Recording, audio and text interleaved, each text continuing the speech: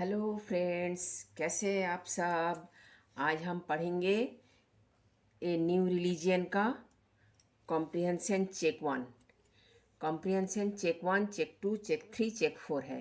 तो अभी हम पढ़ेंगे कॉम्प्रिहेंशन चेक 1। इससे पहले का वीडियो बना दिए हैं, वो सब है प्लेलिस्ट में है, देख लीजिए। क्वेश्चन क्या है? What had caused blockage of drain. Drain में ब्लॉकेज का कारण क्या है?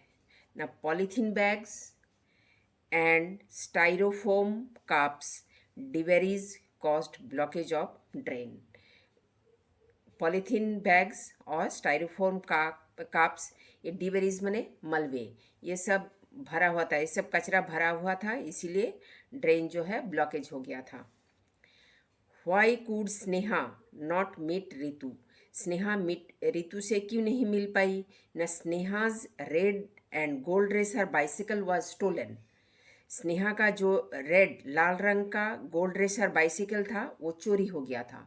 सो without her bicycle she could not meet Ritu.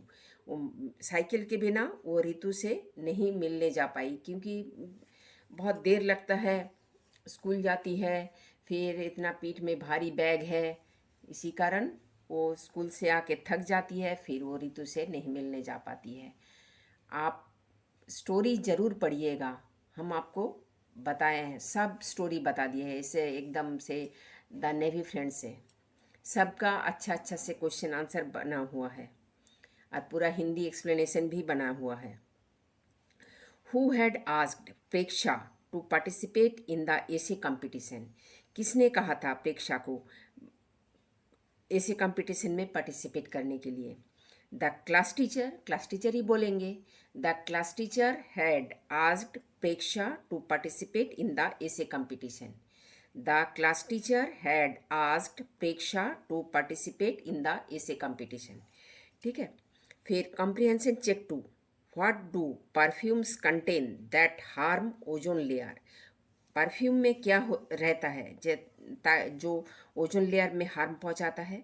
जब परफ्यूम्स कंटेन CFC, ये CFC जो है ओजोन लेयर में हानि पहुंचाता है, तो इसे लिखिएगा perfume contain CFC that harm ozone layer. हम ये लिखना भूल गए, आप लिख ही दीजिएगा perfume contain CFC that harm ozone layer.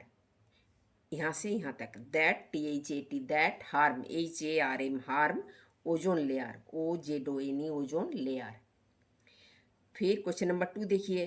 What did Sneha's grandma remind हार इन द इवनिंग। स्नेहा की दादी माँ क्या उसको याद दिलाई? ना स्नेहाज ग्रैंडमा रिमाइंड्स हार अबाउट इवनिंग प्रेयर।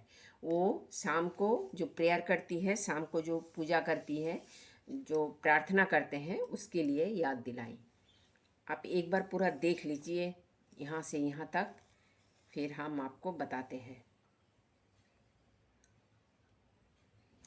अच्छे से याद करिएगा बेटा, अच्छे से पढ़िएगा, तब जाके हो पाएगा। ये ऐसा नहीं है क्लास 8 में ही ख़त्म हो गया, ये आपको पूरा लाइफ इसी को पढ़ना पड़ेगा। अगर आप अभी नहीं सीखोगे तो कंपटीशन में नहीं पास हो पाओगे बेटा। जो नौकरी का परीक्षा दोगे ना, उसमें नहीं पास हो पाओगे। फिर देखिए question number 3। How does bike manufacture effect the environment. Bike manufacture जो करेंगे तो एनवायरनमेंट पे क्या इफेक्ट पड़ेगा, क्या पर्यावरण में इफेक्ट पड़ेगा? तो इसको लिखिएगा bike made up of metal. हम इधर लिखना भूल गए थे, इसीलिए ऊपर लिख दिए। शुरू में ऐसे लिखिएगा आंसर में, bike made up of metal, BIKE bike made up MEDE made आप UP आप ऑफ मेटल। बाइक जो है मेटल से बना होता है। अब मेटल के लिए क्या करना पड़ता है देखिए। Ore of metal will have to be dug. अब मेटल तो हमको ऐसे बाज़ार में नहीं खुला हुआ मिलता है, जो हम लेके चले आए आके साइकिल बना दिए, ऐसे तो नहीं होता है ना। तो ore of metal will be dug. अब जो मेटल का ओर होता है, मेटल का जो खनिज होता है, वो एकदम मिट्टी के नीचे रहता है, ज़मीन के बहुत नीचे रहता है। तो उसको पाने के लिए हमको खोदना पड़ता है, तो इससे क्या होता है, स्पॉइलिंग टॉप सॉइल, जो ऊपर का मृत्तिका होता है जिसमें घास लगे रहते हैं, जिसमें पेड़ पौधे होते हैं, तो वो सब काटना पड़ता है, तो वो सब नष्ट हो जाता है, टॉप सॉइल पूरा। तो ore of metal will have to be dug, spoiling topsoil।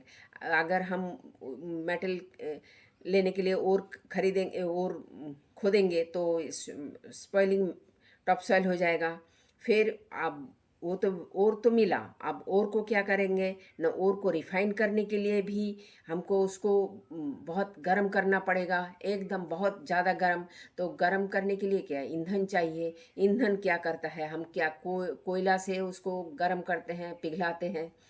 तो फिर उसके जो मेटल हमको नहीं चाहिए होता है, मिट्टी लगे रहते हैं, वो सब को निकालने के लिए उसको बहुत गर्म करना पड़ता है। एक तरफ प्योर लोहा होते हैं और दूसरे तरफ सब कचरा, तो उसको गर्म करने के लिए जो है ईंधन जलाना पड़ता है। ईंधन क्या करता है, CO2 छोड़ते हैं, और प्लस टॉक्सिक कलर्स। और क्या होता है, used of rubber for tyre. देखिए comprehension check 3। Why did grandma remind Sneha. Grandma Sneha को क्या रिमाइंड किया, क्या याद दिलाया। लिखिएगा, ग्रैंडमा रिमाइंडेड स्नेहा दैट, क्या रिमाइंड दिलाया ना, that day was Friday.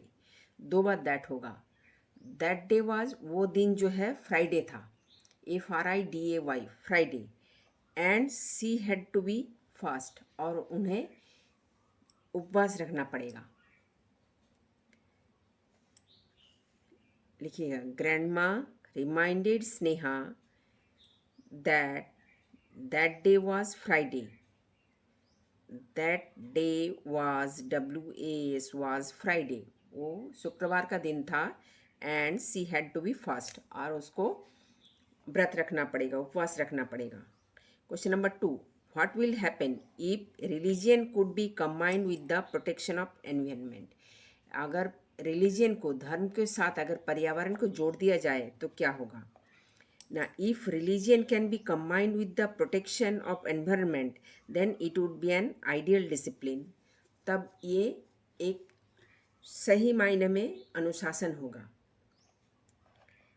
Religious people come forward to protect environment, क्योंकि धर्म, हमारी पृथ्वी पर सभी लोग कुछ ना कुछ धर्म को मानते हैं। अगर उस धर्म को एनवायरनमेंट का साथ जोड़ दिया जाए, पर्यावरण के साथ जोड़ दिया जाए, तो क्या वो सभी लोग प्रोटेक्ट एनवायरनमेंट, सभी लोग आगे आएंगे पर्यावरण को रक्षा करने के लिए। Then no harm of environment, तब कोई एनवायरनमेंट का, कोई पर्यावरण का कोई हानि नहीं पहुंचेगा। Then no harm of environment. देखिए एक बार पढ़ देते हैं अच्छा से। If religion could be combined with the protection of environment, then it would be an ideal discipline. IDEAL, ideal discipline, DISCIPLINE, discipline. Religious, RELIGIOUS, religious people come forward to protect environment around us। हमारे आसपास जो पर्यावरण है, हम पेड़ को नहीं काटेंगे, सबसे पहले ये है। किसी दूसरे के घर में जाके कचरा नहीं फेंकेंगे। तब क्या होगा, then no harm of environment, तब कोई पर्यावरण का हानि नहीं होगा। हार्म माने हानि। क्वेश्चन नंबर 3 देखिए, why do people fast on particular day. People क्यों फास्ट रखते हैं, उपवास रखते हैं उस पर्टिकुलर डे। लिखिएगा, fasting is a self impose discipline. Fasting जो है एक स्व आरोपित अनुशासन है। हमको कोई बोलते नहीं है जो तुम आज भूखे रहो, लेकिन हम खुद रहते हैं। It helps us become better person, ये हम लोग को अच्छे इंसान बनाता है। इसका एक दूसरा रीज़न और भी है। अगर एक दिन पूरा परिवार कोई भूखा रहे तो ईंधन नहीं जलेगा। तो अब सोचिए जे कितने सारे गैस बच जाएंगे हमारे, कितने लाइट इलेक्ट्रिसिटी बर्बाद नहीं होगा। Comprehension check 4। Why was Sneha disappointed? Sneha disappointed क्यों हुई? न Sneha wrote an essay for essay competition which held on our school. Sneha एक ऐसे लिखी थी ऐसे कंपटीशन के लिए जो उसको उसके स्कूल में होने वाली थी। But she lost the paper, वो जिस पेपर में वो लिखी थी वो खो गई, तो इसीलिए वो हताश हो गई। डिसअपॉइंटेड माने हताश हुआ। लिखिएगा Sneha SNEHA, Sneha wrote an essay for essay competition which held होनार स्कूल, जो उसको स्कूल में होने वाली थी। But she lost the paper, लेकिन वो पेपर खो चुकी थी। सो सी वॉज डिसअपॉइंटेड, इसीलिए वो डिसअपॉइंट हो गई। फिर question number 2, why did principal call Sneha to dais? Sneha को डायस में क्यों बुलाया गया? प्रिंसिपल क्यों बुलाई? ना the principal called Sneha to give the second prize of rupees of worth WORTH of worth 100 rupees. ये वर्थ हम लिखना भूल गए, आप लिख दीजिएगा WORTH worth rupees 1000 which she owned on essay competition. Principal Sneha को डायस में बुलाई to give second prize of rupees 1000 which she owned on essay competition. उनको सेकेंड प्राइज देने के लिए बुलाई 1000 रुपया का, जो वो जीती थी ऐसे कंपटीशन में। बस। थर्ड क्वेश्चन है हु हैड सबमिटेड स्नेहाज ऐसे फॉर कंपटीशन? ये हम नहीं लिखे, ये आप लोग लिखिएगा, हमको बताइएगा। Sneha who had submitted Sneha's ऐसे फॉर द कंपटीशन, लिखिएगा प्रेक्षा सबमिटेड स्नेहाज ऐसे for the competition. Preksha PREKSHA, Preksha submitted Sneha's ऐसे फॉर द कंपटीशन। फिर अगले वीडियो में और सब क्वेश्चन आंसर्स करा देंगे। Please like share and subscribe my channel.